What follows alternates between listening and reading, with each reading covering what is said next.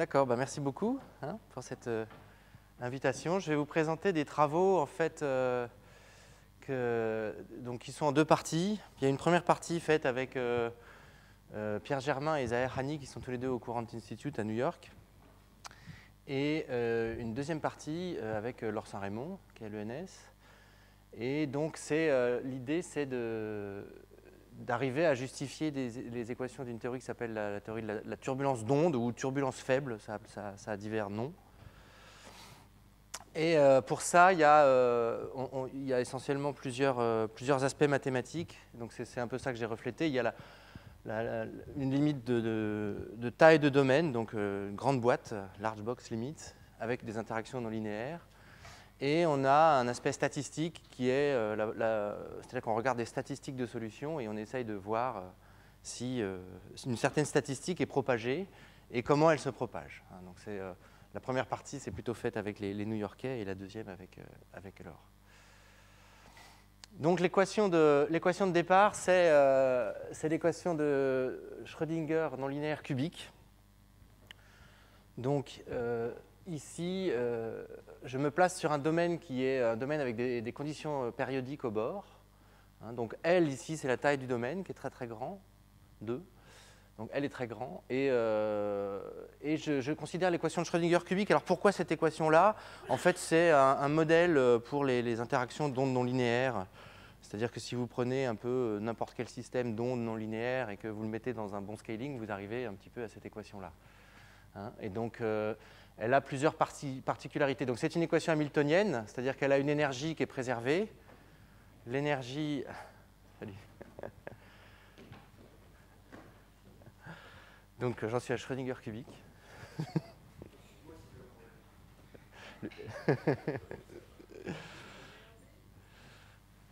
Donc, dans un système non linéaire d'ondes comme le RERB, par exemple, assez vite, on tombe sur Schrödinger cubique. Donc, je dis que je considère Schrödinger cubique non linéaire sur un domaine, un grand or. Donc, L est très grand. Et donc, c'est une équation hamiltonienne. Alors, le hamiltonien, c'est reflété par le I. Toute la structure hamiltonienne est dans le I qui est devant ici. Donc, c'est une équation U est complexe. Donc, le I ici, essentiellement, donne la structure hamiltonienne. Et donc, on a au moins deux quantités conservées, l'énergie et la norme L2. L'énergie étant la somme de l'énergie associée au Laplacien, donc l'énergie cinétique, et l'énergie non linéaire qui est ici, donc cubique en termes d'équation et quartique. Donc, ces deux quantités-là sont préservées pour tout temps. Alors, c'est une équation qui est bien posée quand on est ici, on est en dimension 2. Sachant que si je fais la même chose en dimension 1, en fait, l'équation est complètement intégrable et on n'a pas tellement enfin, disons, la dynamique est complètement comprise en dimension 1. En dimension 2, c'est beaucoup plus compliqué. Donc, c'est une équation qui est bien posée dans HS strictement positif et globalement bien posée. Alors, ici, il y a un signe devant la non-linéarité. Vous voyez que si ce signe est positif, l'énergie est la somme de deux termes, donc la norme H1 est préservée. Disons, elle est bornée. Alors, donc, je suis dans un régime faiblement non linéaire, c'est-à-dire que je suppose que la donnée U est petite, et donc après un rescaling, donc epsilon, en gros, c'est la taille de U, donc après un petit changement de variable U égale epsilon, je tombe sur cette équation-là. Et donc maintenant, je considère cette équation avec un second membre non linéaire avec un epsilon devant et donc une donnée initiale de taille 1 dans le grand tor. T indice L, c'est le grand tor. Donc vous voyez, on a deux paramètres. On a la taille du domaine et la taille de la non-linéarité. Donc on va avoir une compétition en fait entre ces deux paramètres. C'est-à-dire que donc, toute cette première partie qui est faite avec Pierre Germain et Zahir Hani, elle est venue finalement d'une question que m'avait posée Pierre la première fois que j'ai rencontré. Il m'a dit, toi qui es numéricien, comment tu simules Schrödinger sur R2 ou sur R? J'ai dit, tu me mets dans une grande boîte et tu espères pas faire trop de bêtises. Et donc, en espérant, enfin disons quand on a essayé d'analyser correctement ce que ça voulait dire espérer pas faire trop de bêtises, on est tombé en fait typiquement sur ce genre d'analyse-là. C'est-à-dire que quand epsilon est petit, on a une description non linéaire assez claire de ce qui se passe au moins sur R2. Et par contre, quand L est petit, c'est d'autres types de problèmes. Je vais revenir à ça au transparent d'après. Donc voilà, quelle est la compétition de ça? Donc ça, c'est, disons, la première partie de l'exposé. Donc epsilon tend vers 0, L tend vers l'infini. Donc deux limites comme ça. Et la deuxième partie, donc avec l'or, ce sera sur... on considère la même équation, mais on considère des données initiales V0 qui sont random, donc aléatoires. C'est-à-dire qu'on regarde la statistique de la solution. Alors, qu'est-ce qui se passe sur la différence entre R2 et le TOR? Alors maintenant, je fais L égale 1, disons, quand je regarde sur le TOR, et L égale l'infini si je regarde sur R2. Mais par contre, je conserve ce epsilon. Alors sur R2, on a de la dispersion, hein, on a les estimations de Stricart qui font qu'on a un très très bon... si on part de quelqu'un qui est localisé, il va se disperser comme ça sur tout R. Et on a des propriétés de scattering, c'est-à-dire qu'en temps grand, finalement, on ne voit plus que le flot libre. Donc c'est comme si on était en train de résoudre le flot libre avec une donnée modifiée. Ça, c'est la situation sur R2. Alors, donc ça, les techniques qui sont utilisées ici, c'est typiquement estimation de Stricart. C'est vraiment ça la base. Hein. Estimation non linéaire. Quand on se place sur un TOR borné, alors là, c'est complètement différent. Parce qu'on n'a plus, sur R2, on a un spec continu ici. Hein, le Laplacien R2, c'est un spec continu. Et sur le TOR, quand on ne met pas de L, on a un spec discret, complètement discret. C'est que des entiers. Les valeurs propres sont les cas carrés quand on passe en Fourier. Et alors là, il y a complètement d'autres types de techniques qui sont essentiellement des techniques issues des systèmes dynamiques, hein, c'est-à-dire techniques de forme normale, contrôle de résonance entre les données, entre les valeurs propres, etc. Donc par exemple, on peut donc Procesi et de Procesi, père et fille, ont montré qu'il y avait plein de solutions quasi périodiques à cette équation-là posée sur le TOR. Donc des solutions qui sont essentiellement comme des ondes planes, quoi, mais en dimension un peu plus grande. Avec Lubitsch et Gaukler, on a montré qu'en fait, si on part d'une plane wave, donc d'une onde plane, les ondes planes, on n'allume qu'un mode de Fourier, et bien en fait, ça c'est stable dans HS, hein, au sens Nekoroshev, c'est-à-dire qu'on va avoir des temps qui sont typiquement en exponentielle de 1 sur epsilon. Ce n'est pas exactement ça en dimension infinie, mais donc ce sont les choses. Les ondes planes sont quasiment stables. Disons numériquement en tout cas pour toujours sur ce genre de système. Mais alors ça, ici on a une notion de conditions de non-résonance, donc c'est générique, mais générique dans un sens où justement, c'est là où il y a un parallèle, je trouve vraiment intéressant avec ce qu'on va faire après, c'est-à-dire c'est générique au sens où si j'ai une certaine condition type algébrique sur la donnée initiale, alors je n'ai pas de problème, mon onde plane est stable. Et quand on va regarder les statistiques de solutions, finalement, on va être obligé de parcourir tout le monde, quoi. Donc, on sent bien que là, on touche à quelque chose d'assez différent, quoi. Alors, donc ça, c'est pour les résultats de stabilité, mais donc il y a un résultat obtenu par Colliander, Kiel, Stafilani, Takaoka et Tao, qui est... donc, nous sommes dans la situation défocalisante, donc la norme H1 est bornée. Mais on peut trouver des solutions qui, en norme HS, où S est plus grand que 1, croissent arbitrairement comme ça. Donc ça veut dire qu'on a une espèce d'énergie, de transfert d'énergie des basses vers les hautes fréquences. Parce que si la norme HS est grande, ça veut dire qu'on a eu de l'énergie dans les hautes fréquences. Et donc, mais alors avec un temps t et une solution V0 qui sont assez difficiles à construire. Hein. C'est-à-dire que donc ça a été raffiné par Guardia et Kaloshin très récemment, où ils ont un contrôle de M en fait, et de T en fonction de epsilon. Et alors ce qui est très très marrant, c'est que le temps qu'ils ont, c'est-à-dire le temps pour lequel ça doit arriver, est pile le temps qu'on obtient ici, le temps Nekoroshev, qu'on obtient en fait avec Benoît Gréber. J'ai oublié de mentionner son nom, qu'il m'excuse. Donc avec Benoît Gréber, on obtient un temps de stabilité qui est pile celui de temps d'instabilité qui est là. Bon, et alors ça, les techniques ici, c'est les techniques de système dynamique, hein, c'est-à-dire on part de solutions, disons type plane wave, mais à 4 modes, et puis on fait s'enrouler des tors les uns entre les autres, et on propage l'énergie. Donc c'est vraiment des choses très délicates. Et donc il y a une conjecture de Bourgain qui dit que finalement, il y a des solutions telles que, en fait, ici, on peut aller arbitrairement, on peut faire m égale plus l'infini, quitte à faire t égale plus l'infini, et ça, c'est encore ouvert. On a un exemple numérique, nous, avec Radouet Belawar, du CMAP, mais bon, ça reste mathématiquement, c'est ouvert. Alors, donc je reviens maintenant au cas. Donc vous voyez, on est entre ces deux. Voilà, on est entre ces deux. Quand on va mettre L qui est grand mais pas plus l'infini ni 1, on est entre ces deux mondes, quoi. Donc on a des phénomènes du type scattering, et puis après, quand même, on a un bord, donc on va se mettre à rebondir, hein, donc il va se passer des choses. Donc on peut. Il y a quelque chose à comprendre. Donc, voici quelques notations. Donc, je suis donc sur le tore, TL. Donc, quand je passe en Fourier, mes fréquences ici, donc K c'est la fréquence de Fourier, grand K, ça appartient à Z2 divisé par L. C'est-à-dire que finalement, quand je regarde une grille discrète en fréquence, j'ai un pas de grille qui est en 1 sur L.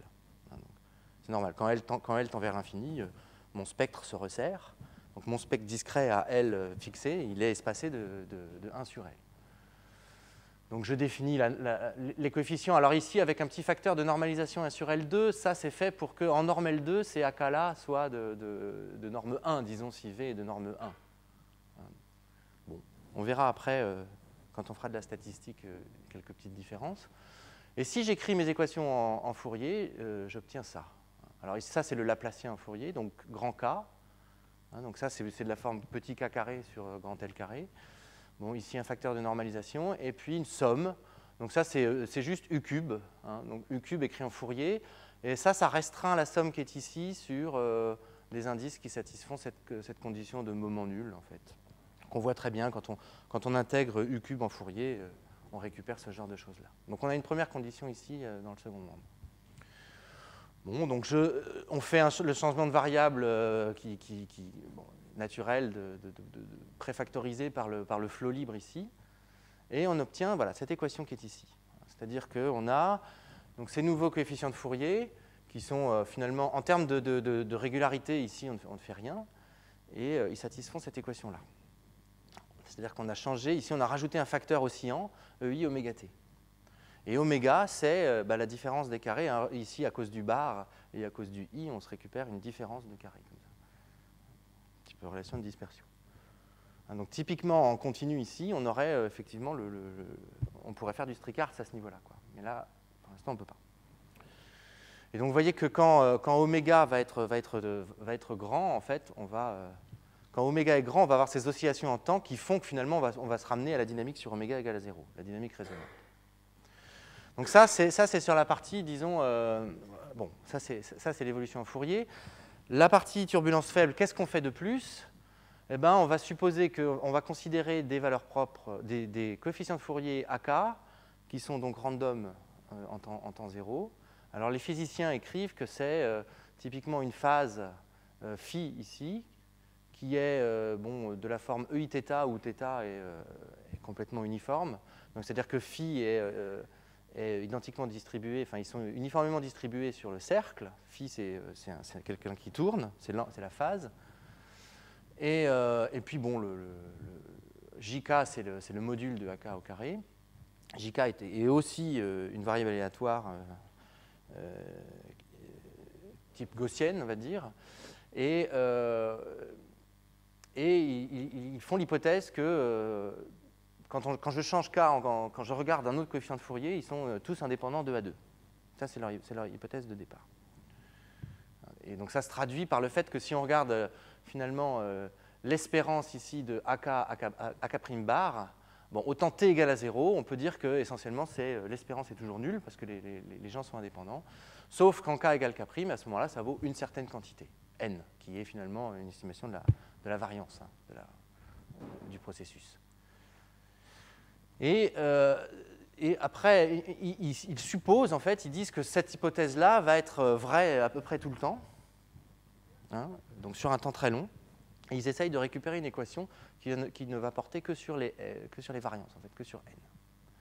Hein, donc le but, en fait, initial de Zakharov, hein, qui était basé sur des idées de Kolmogorov, hein, c'est vraiment d'essayer de comprendre des transferts d'énergie, en fait, entre les hautes et les basses fréquences dans ce genre d'équation-là, et d'obtenir une équation sur ces quantités, sur les n, qui ait des solutions donc, qui soient typiquement des cascades d'énergie. Donc tous les modes soient allumés avec un certain exposant. C'est-à-dire que nk va être en k puissance moins alpha. Typiquement comme on voit dans les cascades qu'on a dans Navier-Stokes. Bon, donc finalement, l'idée des physiciens, ça a été d'utiliser le epsilon et le L comme dans les transparents précédents. Donc epsilon tend vers 0, donc c'est la large box, limite L tend vers l'infini et epsilon tend vers 0. Et de regarder, de dériver une équation ici comme ça, et d'arriver à une équation sur n, cette équation étant de ce type-là. Alors il y a d'autres aussi, ils utilisent d'autres arguments, que je vais revenir là-dessus. Mais l'équation est de ce type-là. C'est-à-dire vous avez ici, ce qu'on a perdu, là il n'y a plus de i. Vous vous souvenez, il y avait un i. Dans Schrödinger, là, il n'y a plus de i. Cette équation, elle est posée sur, disons, une variété qui est, bon, la variété ici, on avait ça c'est ce qu'on trouve dans Schrödinger cubique, et ça c'est le fameux oméga égale à 0, donc c'est-à-dire la relation de compatibilité entre les fréquences pour que ça s'annule. Et puis, donc, on a une équation voilà, de ce type-là qui va comporter des termes et qui est une équation de type cinétique. C'est-à-dire qu'elle admet des solutions qui sont stationnaires. Alors, ces solutions stationnaires, il y en a plusieurs. Il y en a une qui est un espèce de bruit blanc, c'est-à-dire où les n sont tous égaux. N tous égaux. Bon, alors ça appartient à pas beaucoup d'espaces fonctionnels, mais n tous égaux, donc constant, ce serait un peu le bruit blanc. Donc, tous les modes, l'énergie est répartie dans tous les modes uniformément. Il y en a une qui est de dire que, que n de k, c'est 1 sur k carré. N de k égale 1 sur k carré. Et ça, cette solution, en fait, c'est la solution. Pourquoi? Parce qu'après, je monte tout ici, on va avoir en fait pile, dans ce qui est au-dessus, on va avoir pile la relation de différence des carrés, ici, à ce niveau-là. Et donc, c'est cette solution, elle intéresse... c'est cette solution qui est justifiée par Zakharov pour des raisons physiques, disons, de transfert de flux, en disant que là, vas-y, oui, j'arrive. Cette équation, elle est établie sous l'hypothèse de propagation du chaos. Absolument, absolument. Elle est établie sous, donc il y a epsilon tend vers 0, enfin epsilon tend vers 0, L tend vers l'infini, propagation du chaos, dans tout ça mis dans un certain sens, et on arrive à cette équation-là. Et en fait, il y a un truc qui, pour arriver à cette équation-là, comme on a perdu le i, donc quand on a perdu le i, ça veut dire qu'on a choisi un sens, puisque cette équation a un sens. Si on se place près d'un état de stationnaire, en gros, le second membre va ressembler à quelque chose de linéaire, et donc ça veut dire qu'on a choisi un sens. Et donc quand on choisit un sens, on fait quelque chose, et ce que font les physiciens, c'est de rajouter un peu de dissipation pour obtenir cette équation-là. Donc, et ça, c'est souvent fait de manière un peu olé-olé. Une autre possibilité pour obtenir cette équation-là serait de mettre du bruit. Ça, c'est ce que fait Sergei Kukshin, par exemple. Il rajoute du bruit pour forcer finalement l'hypothèse de propagation du chaos et arriver à ça. Bon. Donc, alors cette équation, en fait, elle est utilisée par les physiciens. Alors, dans plusieurs domaines, il y a... au départ, c'est quand même essentiellement fait pour comprendre, en océanographie, pour comprendre le passage entre les mouvements globaux, donc des choses à très très basse fréquence de l'océan, qui vont arriver jusqu'aux équations de Navier-Stokes avec de la dissipation au niveau fluide, quoi. Et donc là, il y a un gap entre les deux, et ce serait fait par les ondes gravitationnelles, et les turbulences d'ondes gravitationnelles. Ça, c'est ce que disent les physiciens. C'est utilisé en magnéto-hydrodynamique et aussi dans les plasmas. Et c'est utilisé en pratique pour avoir une météo de la houle, pour avoir des statistiques sur la houle. Donc c'est l'aspect industriel et sociétal, c'est sur les surfeurs en fait, qui utilisent. Il y a un code que les surfeurs incitent, avec un code derrière, que les surfeurs regardent pour savoir quel va être le meilleur spot. Bon, bref. Bon, donc je reviens maintenant sur la première partie, c'est-à-dire j'oublie pendant un instant cet aspect statistique, je regarde juste epsilon tend vers 0, L tend vers l'infini. Bon, donc je repars de l'équation écrite en Fourier qui est ici. Donc rappelez-vous que les K, c'est donc des objets qui vivent en Fourier. Donc ce sont les fréquences de Fourier qui vivent sur Z avec un espacement de 1 sur L. Je fais comme tout à l'heure, je préfactorise par le flot libre et j'obtiens ça. Ici, si on regarde juste, si on fait un premier calcul, le temps, disons, le temps où on va voir la non-linéarité, c'est bien 1 sur epsilon carré. Parce que le L-4, il est juste là pour normaliser tout le monde dans L2. Donc le temps, a priori, c'est 1 sur epsilon carré. Et donc, maintenant, quand j'ai ici ce EI oméga t, bon, alors on peut appeler ça forme normale, comme je le fais ici. On peut aussi appeler ça intégration par partie, hein, à ce niveau-là. Ce que ça dit, le passage entre cette ligne-là et cette ligne-là, c'est juste dire que quand ça oscille vite, en gros, les gens n'interviennent pas. C'est-à-dire que si j'écris une intégrale en temps entre 0 et t ici, je vais pouvoir intégrer par partie, d'une certaine manière, et gagner une certaine puissance, disons gagner quelque chose. Ici, une puissance de epsilon, hein, d'où le reste en epsilon 4. Et donc, la dynamique qui va rester, c'est la dynamique à oméga égale à 0, sur laquelle on ne peut rien faire. Donc, c'est la dynamique résonante. Donc, c'est ça. Et finalement, cette équation-là, comme ça va être mon point de départ, quoi. Donc, ici, on a changé la condition K1 moins K2 plus K3 égale K en K1 carré, enfin, la même, évidemment, qui reste, et la condition oméga égale à 0. Et donc, finalement, ici, on a quand même contraint vachement le système par rapport à celui qui était ici. Alors, qui est dans ce module résonant? Alors, si vous faites un petit calcul, c'est assez simple, en fait, on s'aperçoit assez vite qu'on doit avoir un rectangle. Un vrai rectangle. Voilà, donc ici, ça va être K, celui qui est en face, c'est K2, hein, c'est ça. K2, et puis K1 et K3. Donc, les interactions ont lieu selon les rectangles. Donc ça pose des difficultés techniques quand même assez rapides. Donc c'est juste ça, c'est vraiment très simple à montrer. Donc je reparamétrise finalement quand K est fixé par N1 et N2 tel que N1 soit orthogonal à N3. Bon, et donc là, quand on regarde cette formule-là, on veut étudier... Donc finalement, là, on a utilisé le epsilon. Le epsilon, on l'a utilisé pour gagner ici le epsilon 4. C'est-à-dire qu'ici, quand on intègre en temps, hop, on fait passer une dérivée en temps ici, et hop, on gagne un epsilon. Donc l'epsilon, on l'a utilisé. Donc maintenant, on considère qu'il est fixe à ce niveau-là. Et donc maintenant, je regarde ça en tant que L, et donc on a une espèce de formule de quadrature. Hein. Mon cœur de numéricien se met à battre. On a une formule de quadrature, et on veut trouver la limite, quoi. On veut trouver de quoi avons-nous une discrétisation, sachant qu'ici, on a des rectangles. Donc c'est pas forcément très joli. Donc, bon, il faut paramétriser ces rectangles qui sont posés sur un réseau. C'est ça le problème. Donc, quand je regarde, ça c'est juste une reparamétrisation. Hein, j'avais K1, K2, K3, je reparamétrise en N1, N1 plus N3. Donc ici c'est N1, alors ici j'ai dû me tromper, ça doit être N1. Ici c'est N1 plus N2 le deuxième, hein, c'est ça? Ouais. Ah non, c'est ça, oui, non, c'est ça. N1, N1 plus N3, voilà. Ici c'est N1 plus N3. Bon. Et puis maintenant, je regarde N1 comme ça, je dis donc c'est sur la forme donc un entier, donc un couple d'entiers divisé par L. Maintenant, ce couple d'entiers, il a un certain PGCD. Et donc alpha ici, dans cette représentation-là, si je factorise par le PGCD, je peux supposer que le PGCD de PQ et que PQ sont premiers entre eux. C'est une espèce de paramétrisation polaire des entiers, hein, avec le PGCD, quoi. On peut toujours écrire un nombre comme, disons, une action fois un angle, qui vaut, et cet angle étant au sens PGCD vaut 1, quoi. Et à ce moment-là, N3, bon, ben, c'est forcément l'orthogonale de P et Q, hein, donc ça c'est juste la rotation, avec un certain bêta. Donc on obtient cette paramétrisation-là. Donc finalement, là, ici, on va avoir une somme sur P et Q premiers entre eux, avec alpha et bêta qui font ce qu'ils veulent. Donc j'appelle après un point, je l'appelle visible en fait, si il est de la forme PQ sur L, où P et Q sont premiers entre eux. Donc voilà tout le problème en fait de poser un rectangle sur un réseau, quoi.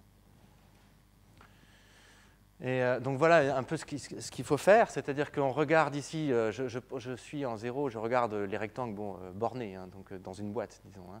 Je regarde tous les rectangles que je peux faire autour de 0, donc il y en a quand même un certain nombre. Et vous voyez que plus on resserre comme ça les mailles du réseau, plus on va avoir une certaine densité. Finalement, le problème, c'est calculer cette densité. Hein. C'est juste ça. Bon, donc je détaille le calcul.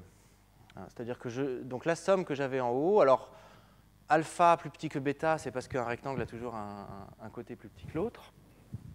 Voilà. La somme que j'avais tout à l'heure, finalement, c'est une somme sur des entiers J. J, c'est un couple d'entiers premiers entre eux. PQ premiers entre eux.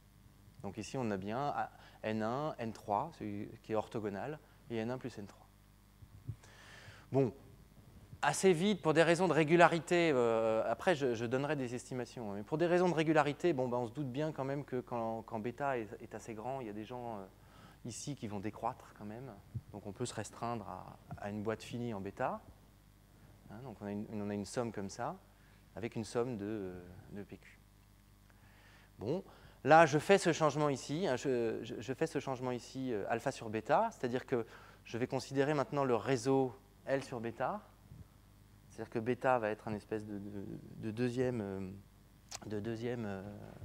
paramètre de discrétisation. Donc on a finalement une première intégrale ici, alpha plus petit que bêta, d'une somme de alpha sur bêta. Donc bêta va être un espèce de paramètre. Et on a une deuxième somme en J sur les J premiers entre eux. Bon. Et donc ce qu'on va faire, c'est qu'on fait d'abord converger cette somme-là. Et alors pour faire converger cette somme-là, donc une somme sur PQ premiers entre eux, en fait, il y a des résultats qui existent en théorie des nombres.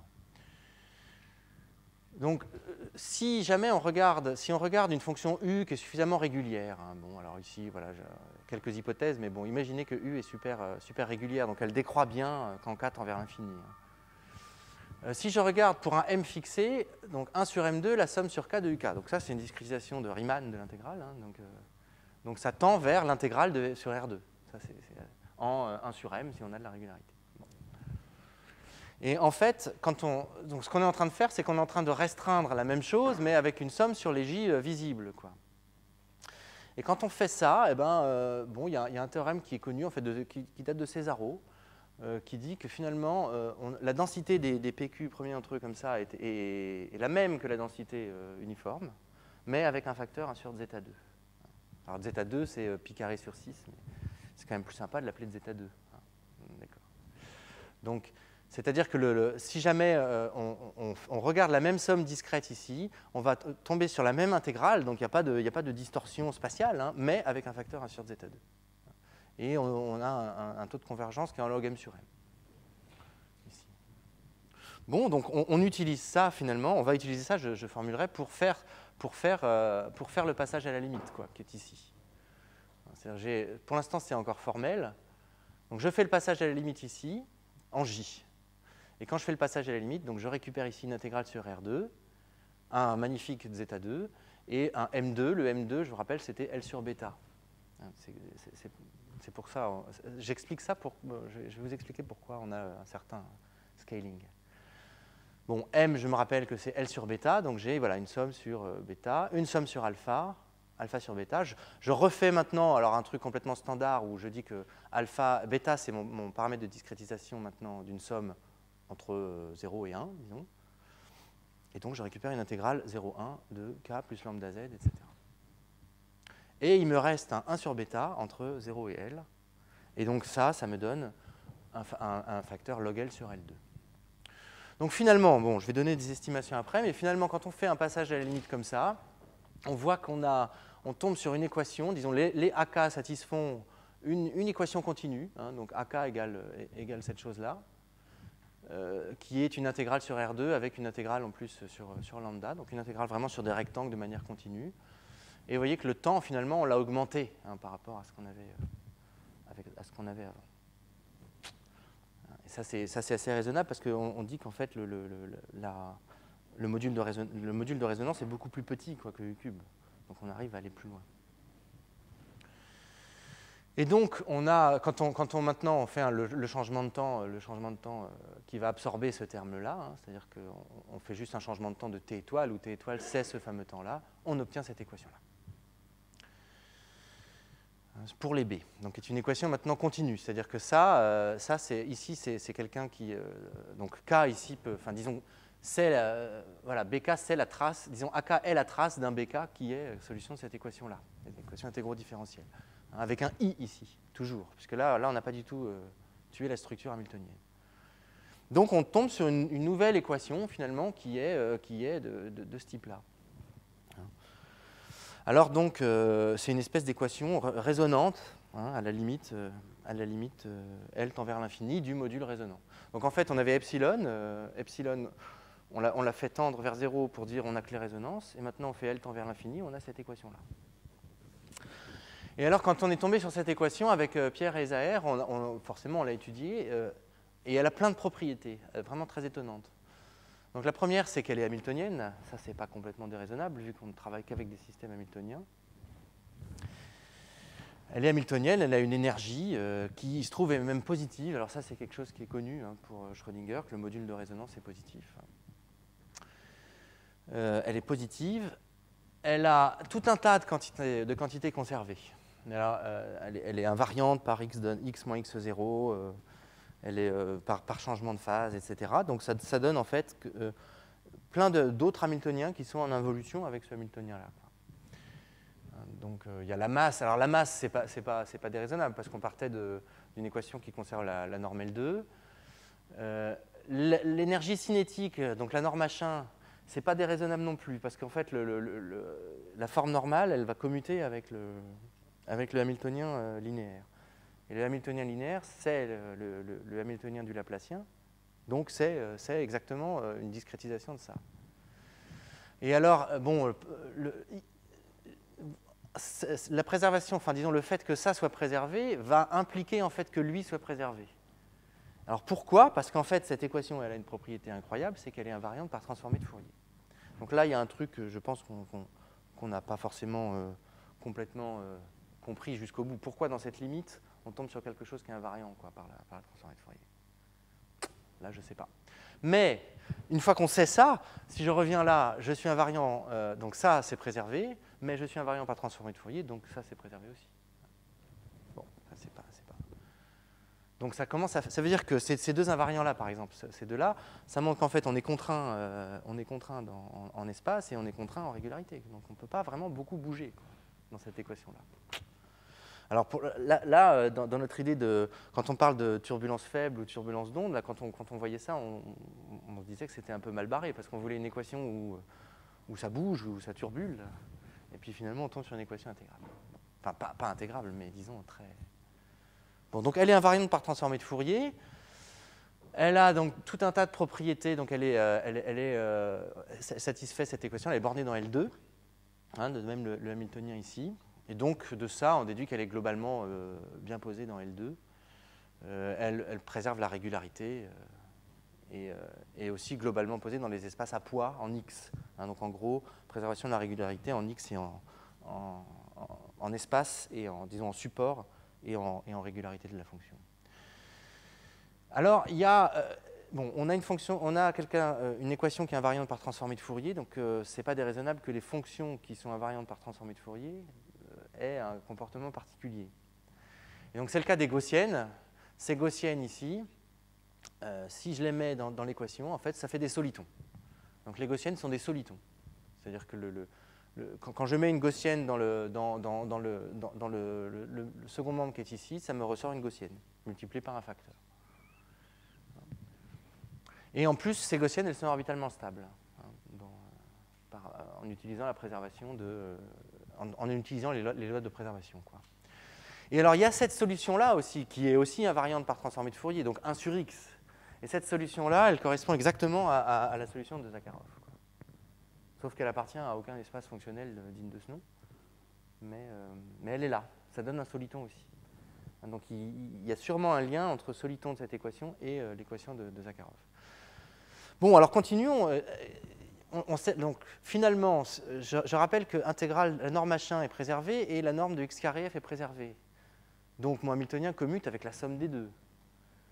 Et donc, disons, théorème standard, ça laisse les sous-espaces de lui invariants par notre équation.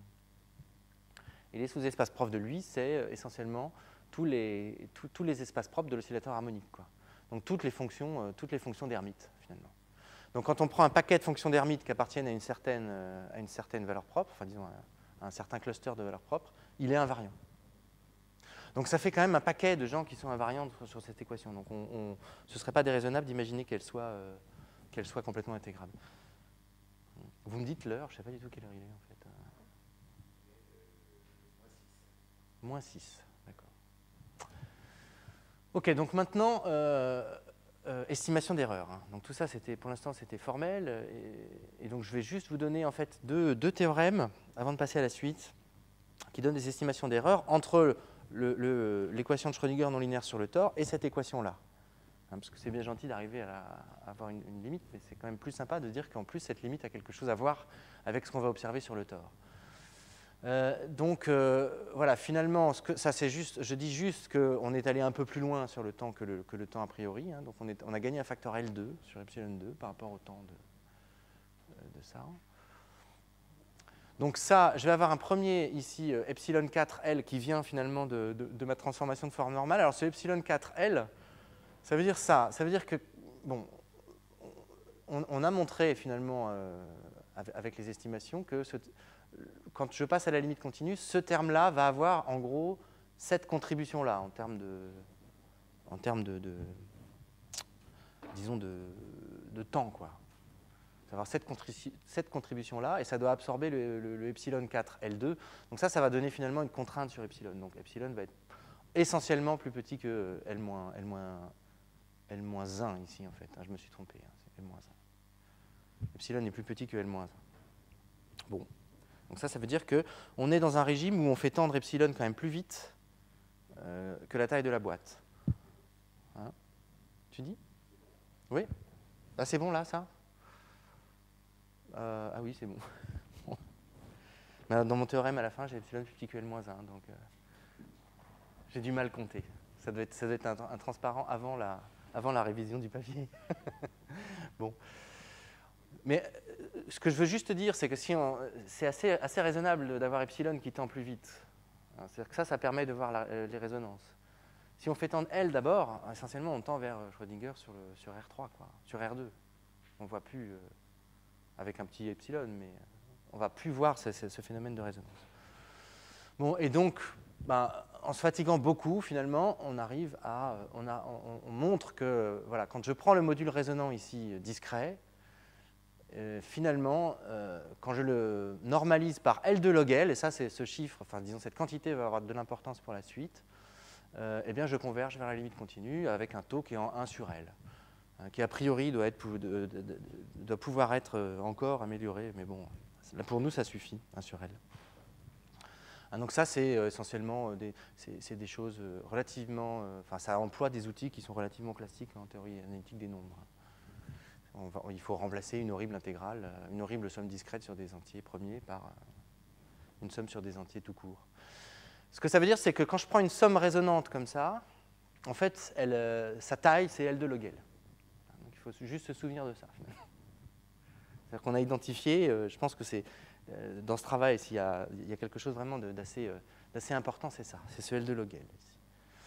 Bon, et avec ça, on arrive à avoir des renseignements sur...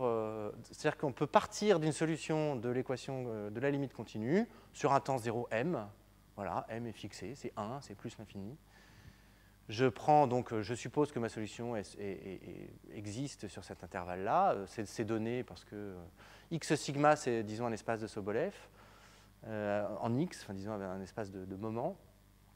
Voilà, j'ai un certain b qui est fini. Donc voilà, epsilon plus petit que L-1, donc là ça doit être lié à des changements. Donc si je prends epsilon assez petit, en tout cas, eh bien mes coefficients de Fourier AK se comportent comme donc, le flot libre, hein, je rappelle qu'on avait préfactorisé par le flot libre, et la trace de cette équation, donc G de T sur T étoile K, la trace de l'équation limite sur le réseau discret, avec une erreur en 1 sur L, et sur un temps finalement qui est... Eh bien, bon, m, mettons que m soit égal à plus l'infini, hein, c'est un temps qui est en log log L. Donc on va quand même assez loin. Et ici, c'est factorisé par t étoile. T étoile, c'est L2 sur epsilon carré. Donc c'est un temps qui est beaucoup plus long que 1 sur epsilon carré. Donc voilà le genre d'estimation. Mais en fait, là-dedans, je crois que l'aspect très difficile ici, c'est de ne partir que de G et d'obtenir des renseignements sur K sans informations a priori sur A. C'est-à-dire on ne dit pas A est uniformément borné par rapport à L. Donc en fait, c'est des estimations a posteriori, hein, derrière. Il faut voir ça, je vois ça comme ça. Moi. Et pour ça, il y a des lemmes, il y a un lemme qui est utile, et ce lemme, en fait, est relié à l'existence de Schrödinger dans L2 sur le tor, quoi. Donc c'est une conjecture assez délicate. Je reviens maintenant, je retranscris ce résultat-là en reprenant le tor, en le remettant un tor de dimension 1, pour essayer de faire le lien avec les résultats de solutions quasi-périodiques. Donc, a priori, on était petit. Les solutions quasi-périodiques qui sont construites, elles sont petites dans tous les HS. Et en fait, c'était d'ailleurs, obtenir ce résultat-là, c'était avec Pierre et Zahir une des motivations. C'est-à-dire, on se disait, imaginons qu'on a quelqu'un qui tend vers plus l'infini dans HS. C'est-à-dire que son support, d'une certaine manière en fréquence, il doit grandir quand même.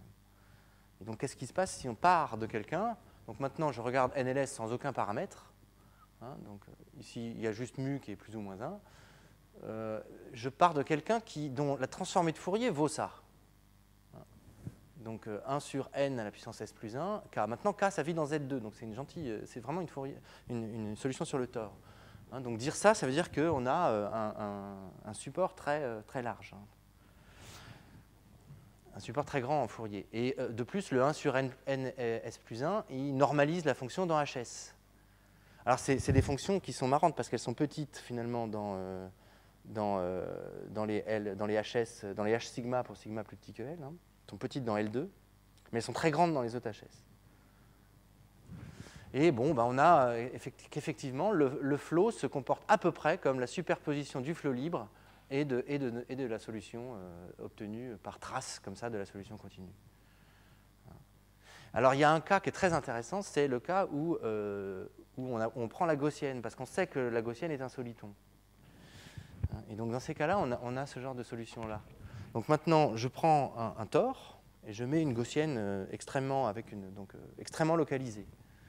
Et donc, a priori, pour l'instant, elle ne voit pas les bords du tor, donc elle va se disperser.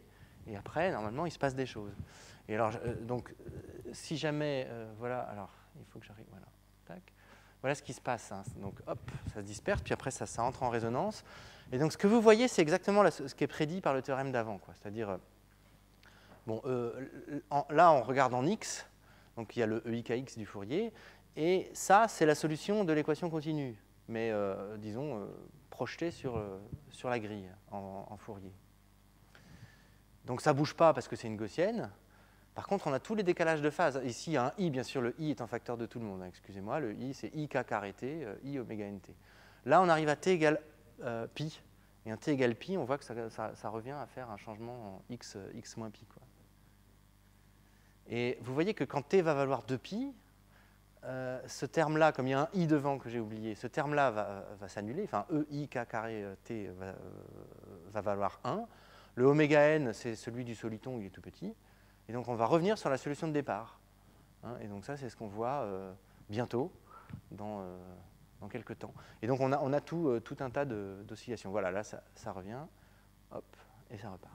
Donc, et c'est sur des temps très, très, très longs. Donc, on est ailleurs dans l'espace des phases par rapport à là où étaient les gens habituellement. Donc, ça, c'était une de nos motivations, quoi. Après, il faudrait arriver à montrer qu'on a une vraie solution qui est comme ça. Ça, c'est une solution approchée sur un temps long. Il faudrait ensuite montrer autre chose. Donc voilà pour la première partie. Donc maintenant, je passe à la suite, c'est-à-dire on rajoute la couche statistique. Donc finalement, si je résume les 27 transparents d'avant, je dis qu'en fait, on utilise le epsilon pour le virer et pour ne récupérer qu'une équation qui est du style I, donc il y a toujours le I fois TL, et TL c'est le module résonant, et je sais qu'il vaut L2 log L. Donc quand je l'intègre, quand je l'estime, il vaut L2 log L. C'est sa taille. C'est ça. Et disons que le epsilon est utilisé pour se ramener à ça, et toute l'analyse précédente est utilisée pour dire que c'est L2 log L. Donc il y a un temps. CL, ça c'est quelque chose avec lequel je vais jouer. Donc je peux jouer en changeant de temps, donc ça va être un espèce de facteur de normalisation. Disons que si je le prends en 1 sur L2 log L, je tombe sur les résultats que j'ai donnés avant. C'est-à-dire, on va justifier l'équation qui était avant. Donc on a une espèce de temps déterministe. Si on fait des estimations déterministes, on va aller sur un temps qui est en 1 sur CL fois L de log L, qui est la quantité qui est ici. Donc essentiellement, donc, tout le transparent d'avant, tous les transparents d'avant, on était déterministes et CL valait 1 sur L de log L, donc ce temps-là valait 1. Mais maintenant, on va se placer dans un cadre où ce temps-là est beaucoup plus petit. C'est-à-dire que finalement, ce terme-là va être beaucoup plus gros parce qu'on veut voir des effets qui se passent après. Alors ça, je vais essayer d'expliquer ça. Donc on se place dans le cadre de la turbulence faible. C'est-à-dire que maintenant, les données initiales sont aléatoires. Donc ici, typiquement, la partie réelle et la partie imaginaire sont considérées comme des variables aléatoires gaussiennes. Ce qui implique l'équation que j'écrivais tout à l'heure, c'est-à-dire l'espérance de AK à J bar, c'est tout le temps nul, sauf quand K égale J. Une espèce de propriété de sparse. Alors vous voyez que quand on va prendre des moyennes, en fait, ça va tuer un certain nombre de termes, quoi. Donc c'est d'une certaine manière pour ça que je vais avoir à jouer avec ce CL. Hein, c'est-à-dire que si je prends l'espérance de ça et que je suppose qu'on est dans ce cadre-là, où tout le monde est indépendant, ça va être tout petit, quoi. Ça va être quasiment 0. Je vais revenir là-dessus après. Bon, donc l'hypothèse finalement des physiciens pour dériver l'équation de Zakharov, c'est que cette hypothèse-là, ce qui est au-dessus là, est vraie sur des temps très longs. Sur des temps très longs. Sur un temps t étoile, et donc ils appellent ça RPA, Random Phase Approximation. Bon, alors quel est l'argument finalement qui est dans les travaux de Zakharov, hein, et qui a été repris après par pas mal de gens, notamment dans Maïda, McLaughlin et Tabak, ils reprennent un peu ça de manière assez claire. Donc quelle est l'idée? L'idée, en fait, c'est de faire une intégrale de contour pour annuler le i. Hein. Donc on a un i, on a une équation avec un i, et l'équation de Zakharov, en gros, on n'a plus le i. Et donc l'idée, c'est de décaler un peu le spectre de l'équation, qui est un spectre imaginaire pur, dans les réels, et après de faire tendre la dissipation, donc le décalage, vers 0. Donc ça se fait comme ça, c'est-à-dire je prends la même équation, disons, tout ça c'est très formel, je prends la même équation, celle qui est au-dessus, mais je rajoute un peu de damping. Alors avec un signe, hein, on pourrait regarder si on regarde vers moins l'infini, on va mettre l'autre signe. Donc là, on choisit le signe à ce moment-là. Et lambda L, essentiellement, tend vers 0, quoi. Dans un certain... Donc je le préfactorise, je récupère ici, tout le monde se factorise gentiment parce que c'est cubique. Et maintenant, j'écris, donc je vous rappelle que l'équation de la turbulence faible, elle est posée sur l'espérance des AKT au carré, quoi. Donc je regarde l'évolution des AK, donc j'écris juste, j'intègre juste ça avec la partie réelle. Et là, c'est ça, l'intégrale de contour est là, hein, d'une certaine manière. Je dis que ça, j'intègre par partie, donc je vais perdre ici un lambda L, et je vais gagner une dérivée en temps, enfin gagner ou perdre une dérivée en temps ici. Plus des gens qui sont petits, alors évidemment, là on sent qu'il va y avoir on sent qu'il y a des choses si on veut écrire ça de manière rigoureuse, c'est pas forcément simple. Et cette deuxième dérivée en temps ici me permet d'obtenir un terme. Alors en fait, il y en a plusieurs ici, bon, je mets la partie réelle, mais en gros, donc on va redériver ce terme-là. Hein. Donc là, lui, c'est quand je dérive AK, et puis après, il y a quand je vais dériver T de A, donc c'est un terme, c'est la dérivée seconde, en fait, de ce AK au carré, quoi. Et donc ça, le terme qui est ici maintenant, c'est un terme qui est multilinéaire d'ordre 6. Il y en a 6. Hein, parce que là, il y en a 3. Donc je multiplie ça par AK et j'en rajoute 3, donc ça fait 6. Enfin, j'en prends 1 et j'en mets 3 à la place, donc ça fait 6. Donc c'est un terme multilinéaire d'ordre 6. J'en écris un dans le transparent d'après. Et en fait, arrivé à ce niveau-là, ce qu'on va dire, c'est... Enfin, ce que disent les physiciens, c'est voilà, je sais que j'ai cette hypothèse d'indépendance, et donc quand je prends l'espérance finalement, combiné avec un passage à la limite, je tombe sur le second membre de Zakharov. Et le second membre de Zakharov, c'est celui qui est là. Alors, là, il faut revenir assez en avant. Voilà, je tombe sur ce terme-là, en passant à la limite continue et en utilisant la Random Phase Approximation. C'est-à-dire que d'un terme où j'en avais... Alors pourquoi j'en ai que 4 hein? Oui, c'est ça. En fait, il y en a 3 parce qu'ils se factorisent à chaque fois, excusez-moi. Hein, donc en fait, il y en a 3. Il y a 3 n ici. Donc je suis passé de 6 à 3 en utilisant l'indépendance. Voilà. Bon. Et donc voilà. Ça c'est un peu le canevas physique. Alors si on veut, maintenant, si on veut espérer montrer quelque chose de rigoureux, eh ben, il faut finalement, quand on va regarder l'évolution des statistiques, on est en train quand on va vouloir justifier une équation de ce type-là, par exemple, eh ben, bon, il faut imaginer que quand on va prendre, par exemple, des dérivés successifs de ça, on va avoir des moments de plus en plus gros, et il faudra que ces gens-là soient sparses tout le temps, quoi. Ce que j'appelle sparse, c'est ça, c'est-à-dire quand je forme, donc, disons, dans les dérivés en temps de mes moments d'ordre 2, je vais avoir des moments d'ordre supérieur. Donc je vais faire apparaître assez naturellement des gens comme ça, c'est-à-dire A, K1 jusqu'à AKS, A bar J1, A bar JS, avec a priori des gens qui sont tous différents. Quand j'ai quelqu'un comme ça, si je suppose RPA, eh ben en fait, essentiellement, je ne vois que les gens tels que K1 égale J1, K2 égale J2, etc. C'est ça que j'appelle sparse.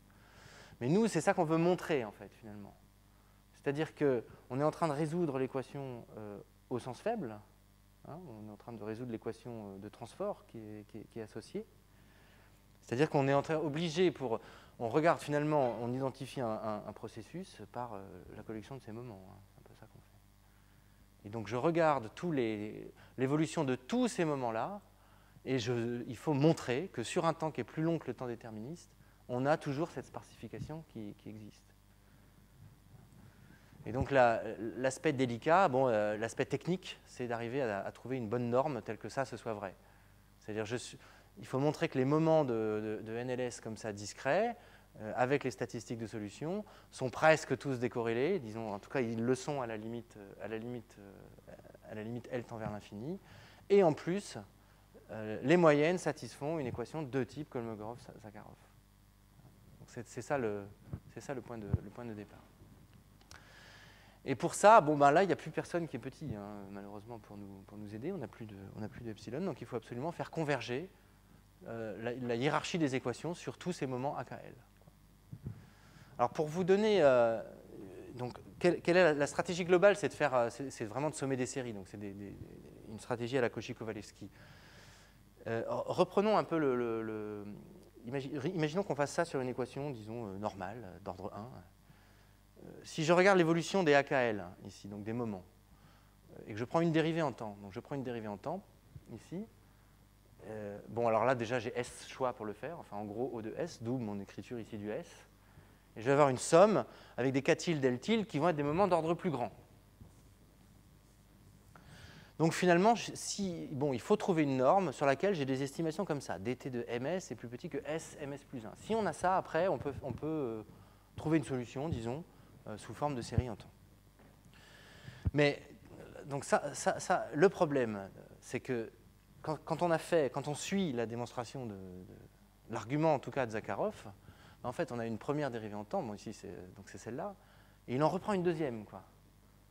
C'est-à-dire que, imaginez que je fasse ça sur un moment d'ordre S. Hein, donc ici, je vais avoir un magnifique S parce que voilà, j'ai S choix. Et après, je reprends une dérivée en temps, paf, S carré. Et là, quand vous avez quand vous avez ce genre d'équation, ce genre d'estimation-là, vous ne pouvez pas faire converger la série de Cauchy-Kovalevsky. Donc il y a un problème sur lequel on a quand même avec Laure buté un certain temps, c'est-à-dire que voilà, chaque fois qu'on s'attaquait à des... Bon, il y a le problème de trouver la norme qui n'est pas encore complètement terminé, mais pour lequel on a de bonnes idées. Mais par contre, voilà, celui-là, c'était un problème. Donc finalement, l'idée, ça a été de continuer à ne raisonner, donc ne pas faire l'intégrale de contour, en fait. Et pour ça, ce qu'on va être obligé de payer, c'est que quand on fait l'intégrale de contour, on se ramène à un certain temps, c'est-à-dire qu'on espère que, voilà, à la fin, on obtient une équation où ici, le temps, c'est 1. Quoi. Donc, si on essaye de faire la propagation du chaos sur cette équation-là, avec un KL, bon, le temps va être 1, donc il faudra propager sur 1. Donc ici, ce qu'on perd, c'est ça. C'est-à-dire que du coup, si on veut voir un temps 1 dans une équation type Zakharov, il faut payer. C'est-à-dire qu'il faut aller beaucoup plus loin, enfin disons plus loin que le temps déterministe ici. Ça, c'est le temps déterministe parce que lui vaut CL, L de log L. Et donc, on veut aller plus loin. C'est là la difficulté, quoi. Mais imaginons donc, si on montre qu'on a donc une solution à la hiérarchie, une solution sparse, hein, c'est-à-dire qu'en gros, on a une solution faible dans l'espace des moments de l'équation sur un temps plus loin. Maintenant, on prend la dérivée en temps de ça. Donc ça reste une équation des ondes. Hein. Ça reste une équation des ondes. Et là, on va, évidemment, comme on prend 2 dérivées en temps, on va avoir le bon second membre. C'est L fois KL qui est 6 linéaire. Quoi. Mais à cette équation des ondes, on a le droit d'ajouter du damping. Ça, pour là, c'est complètement transparent ici. Et après, donc, sous l'hypothèse donc de sparsité des moments, finalement, quand je vais prendre, sous l'hypothèse qu'on a montrée hein, maintenant, qu'on a montré parce qu'on a travaillé sur cette équation-là, on prend la moyenne et on tombe sur une équation que j'écris après. Alors, quand on prend la moyenne, voilà ce qui se passe. Ici, KL, c'est celui qui est avant. Hein, donc, c'est-à-dire, c'est lui. C'est-à-dire qu'en gros, j'ai pris TL et je l'ai redérivé un coup. Hein, c'est ça mon KL. Hein. Donc, il est de la forme, donc il y a une première somme sur des résonances et une deuxième somme sur des résonances, parce que, voilà, c'est juste, il y a un premier coup de résonance, et ensuite, disons, c'est F'F, quoi, je reprends un autre. Donc on a typiquement des sommes comme ça. Mais sous l'hypothèse, disons, sparse, ben, ça me tue tout un tas de termes, hein, puisque ça, c'est nul, ou presque nul, sauf si K1 égale K1 K', K2 égale K', etc. Et donc, finalement, on obtient une équation qui n'a lieu que sur un truc de résonance, quoi, sur une somme de résonance. Donc c'est ce terme-là maintenant qui est en L2 log L. Donc si on veut que, quand on va prendre la moyenne, ce terme-là, en fait, il n'est pas, comme on pourrait l'imaginer, en CL, L2 log L au carré, mais il est en CL2 fois L2 log L seulement. Et donc ça donne le bon scaling, c'est-à-dire que si on veut prendre une limite continue dans cette équation des ondes-là, comme ça, après, et qu'on en prend la moyenne, ça dit que le CL doit être en 1 sur racine de L de log L. C'est-à-dire qu'effectivement, ce terme-là, il est gros. Il est gros, mais quand on va prendre la moyenne, on va bien tomber sur un temps 1. Donc voilà l'idée. Alors, ce qu'on peut remarquer, c'est que, voilà, ici, là, on a eu quand on prend l'espérance, on a des gens qui se causent. Mais si on prend l'espérance sur ce terme-là, en fait, c'est 0. C'est 0. C'est-à-dire que si on suppose que dans un terme ici, quand il n'y en a que 3, si on suppose que K1 égale K2 et que K3 vaut 4, ça, c'est de mesure nulle, en fait. Donc, à la limite continue, ça disparaît. Bon. Donc, finalement, et ce sera mon dernier transparent, en fait, donc on est en train de justifier une équation qui n'est pas celle de Kolmogorov-Zakharov, qui serait une équation de type cinétique comme celle-là, mais qui serait plutôt une équation des ondes à laquelle on peut éventuellement, si on a envie ou pas, rajouter du damping. Je pense qu'il faut en rajouter, mais a priori, on peut en rajouter qui disparaît à la limite continue, mais on peut très bien en laisser à la limite non continue. Comme ça. Alors, c'est assez intéressant parce que ces deux équations, si la dissipation est assez forte, en fait, je dis que au régime transitoire près, hein, ces deux équations ont le même comportement. C'est-à-dire que quand on se place au voisinage d'un état stationnaire, K, N, N, N est nul, si la dissipation est assez forte, ça c'est même un petit calcul linéaire, montre qu'en fait on va tendre vers le même. Sauf qu'on n'y tend pas de la même manière, quoi. On y tend, là on y tend exponentiellement, bam, tandis qu'ici on y tend en oscillant. Donc qualitativement, on obtiendrait quand même une équation qui a la même propriété en temps long. Et alors c'est assez marrant parce que quand on travaillait là-dessus avec Laure, moi je travaillais avec Tony Lelièvre et les gens du CERMIX, là. On se posait la question de savoir si qu'est-ce qui était mieux pour les simulations, si c'était Overdamp Langevin ou Langevin. Alors, Overdamp Langevin, c'est la même chose, sauf que K, en gros, c'est moins gradient plus du bruit. Et donc ça, c'est Overdamp. Et Langevin, c'est ça. C'est DTT égale moins gradient plus du bruit avec un peu de dissipation. Et en fait, on s'est aperçu que quand on fait ça, quand on considère cette équation-là ou cette équation-là, on a un peu les mêmes propriétés qualitatives, hein, mais ce qu'on change, c'est les valeurs propres. Donc il y a une analogie, je trouve, assez intéressante, parce que les physiciens ne travaillent pas avec Overdamp Langevin, quoi. Ils travaillent avec Langevin, ils travaillent avec l'équation des ondes à laquelle on couple dans un milieu, qu'on met dans un bain à température, quoi. Donc c'est une équation de ce type-là qui récupèrent les chimistes. Et les matheux, ils travaillent sur Overdamp Langevin. Voilà, là, pour une fois, on est dans l'autre sens. C'est-à-dire que c'est les physiciens qui travaillent avec cette équation cinétique-là, et on espère bien justifier une équation qui est plutôt de type onde. Mais pourquoi pas? Je trouve que c'est assez, quand on fait l'analogue avec Langevin, c'est assez raisonnable. Donc, je dis juste un mot sur les aspects techniques. Donc là, on est content parce que quand on travaille, donc on peut faire la propagation du chaos sur une équation où on ne perd en gros qu'une dérivée sur les moments. Donc, ça va aller. Mais l'aspect technique très difficile, c'est de calculer les reconnexions de rectangles possibles. Alors, qu'est-ce que j'entends par là? Je veux dire que si vous avez K et L, donc c'est K1, K2, K3, J1, J2, L1, L2, Ls. Donc a priori, c'est des points, voilà, des points complètement ailleurs, enfin, qui sont complètement déconnectés. Mettons que ce soit ça. Ce qui est le cas générique, hein. Quand on prend un ensemble de points, ils sont comme ça. Et on regarde finalement leur évolution en temps. Et donc leur évolution en temps, c'est de prendre un point comme ça et de l'éclater dans un rectangle. C'est ça, prendre une dérivée en temps, c'est ça. Faire une somme sur tous les rectangles qui se connectent à ce point. Et donc vous voyez qu'en fait, par exemple, si on est dans cette situation-là, donc ça c'est, si on a 4 points qui sont comme ça, si on suppose qu'ils sont tous indépendants, quand je prends la moyenne, ça fait 0. Mais quand je prends une dérivée en temps, j'éclate lui et hop, je vais le reconnecter sur ces points-là. Et donc ça, maintenant, ce sont des points qui se parlent, et sous l'hypothèse de sparsité, quoi, ils sont d'ordre 1. Et donc c'est ça qui est très difficile à calculer, c'est de dire que ce genre de situation-là, vous avez vu, j'ai été obligé d'effacer pour l'avoir, c'est-à-dire qu'en gros, ça n'arrive quasiment jamais. C'est des cas très précis.